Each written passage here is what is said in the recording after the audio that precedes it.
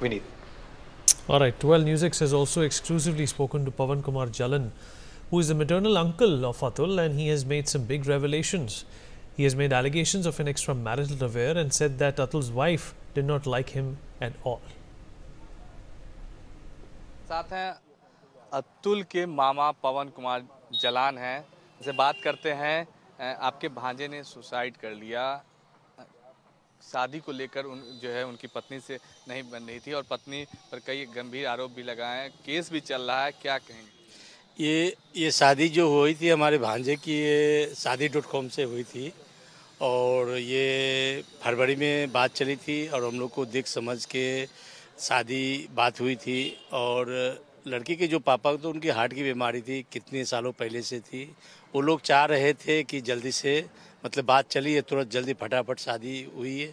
शादी होने के बाद ये लोग हम बनारस में शादी हुई थी, उस शादी में हम भी गए थे और शादी के बाद वहाँ से शादी करवा के हम लोग आए। एक रात एक दिन रही, उसके बाद वो बहू हमारी चले गई। जो आज तक हम लोग से कोई भी, हमारे परिवार से, हमारे बनोई या हमारी बहन से कोई भी बात प्रकार का नहीं।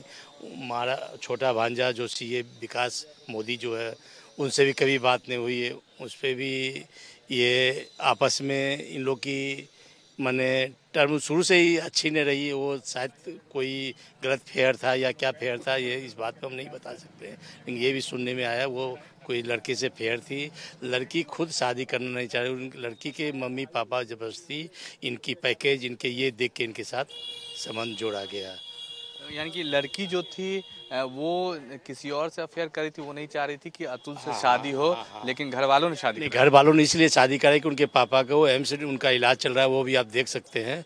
एम्स वालों ने बोले ये बहुत ज़्यादा दिन नहीं चलेंगे, जो इनका मतलब ध्यान आप लोग रखिए, ज़्यादा दिन नहीं चलेंगे। इस अवस्था में ये लोग शादी कौम से, वही लड़की वालों ने, लड़की पर्सनल लड़की शादी कौम से इनसे मिली, इनसे बात करी, सब कुछ करी।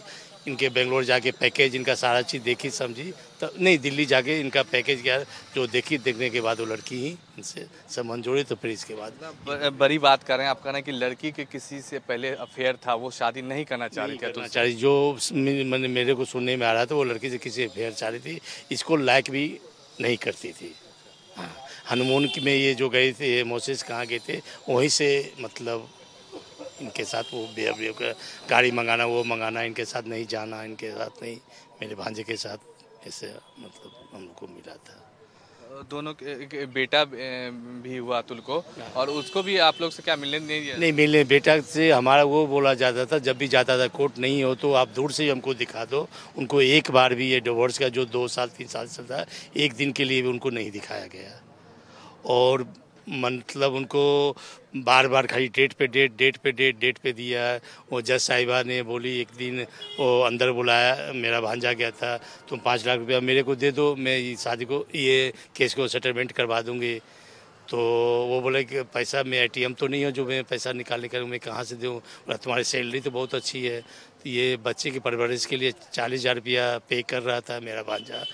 तो जज के सामने उसी वक्त मैंने उसको 80,000 कराया गया।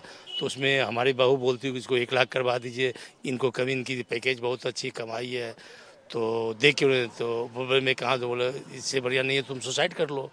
तो सुसाइड की ये बात बहू बोली, इनको मतलब इनको हट हुआ। तो उस वक्त ये जज साहिबा ने थोड़ा सा कमेंट की, हंसी, तो इस चीज़ की जो हट हो गया कि भाई कानून व्यवस्था भी है, तो मैं कहाँ जाऊँ तो कहाँ जाऊँ। आपके भांजे अतुल को ये पता था कि लड़की का अफेयर किसी और से पहले? नहीं, ये नहीं पता, नहीं पता। आप लोग को इसकी जानकारी? ये जानकारी बाद में हम लोग को पता चला, लेकिन उस वक्त क्या लड़की की पैकेज, लड़की कहीं जॉब भी कर रही थी और लड़की के ये इतनी सुस्त थी इसलिए कि इसकी जॉब भी छूट गई, इनको हटा दिया गया।